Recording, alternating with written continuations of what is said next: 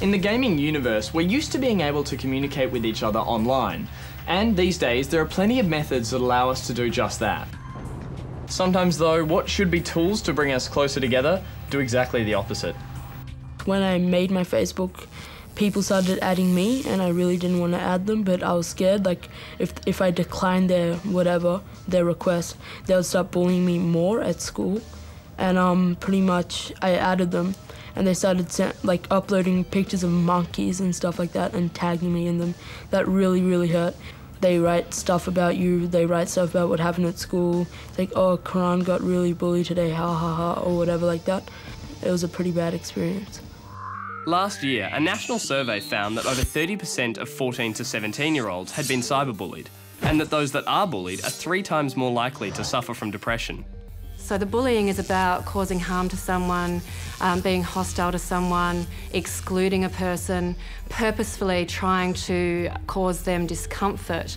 The difference with the cyberbullying is that it has the capacity to be there 24/7. What we're seeing is that the bullying isn't left at in the schoolyard, that it's often taken home, and that it impacts on young people in what is usually a safe environment, their home environment. But is there something about online communication that allows us to say things we'd never utter to a person face to face?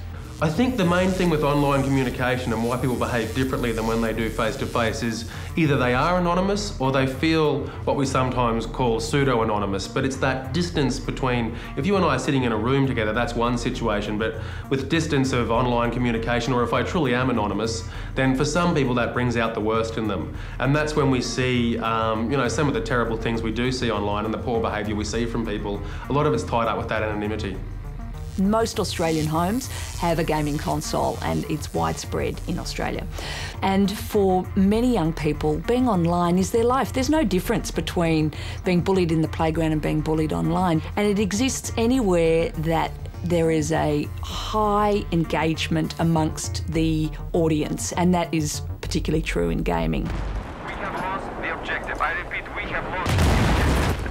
So griefing is a situation in which you've got one player deliberately making a nuisance or behaving in an annoying way to other players and acting outside the spirit of the game. Hey Goose, I can give you a health pack if you want. Do you want a health pack? Here you go.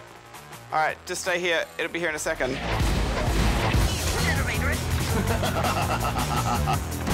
Cease fire!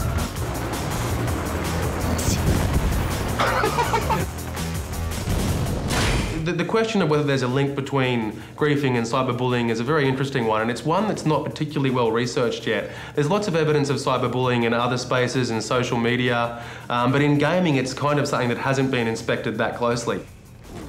Betrayal lost the lead. Where it will become more than just griefing or trolling is when you know the other people who are playing, or when it does become repeated and it becomes a deliberate sort of targeted attack. Having said that, I think one of the key things is the experience of the person being griefed or trolled or bullied. And when it becomes significantly upsetting for them, I think that's the thing that we need to watch out for. As a victim of cyberbullying, there are a number of things that you can do to protect yourself. The Australian Communications Media Authority have a website called CyberSafe and CyberSmart. The joy of the cyber world is that you are actually in control.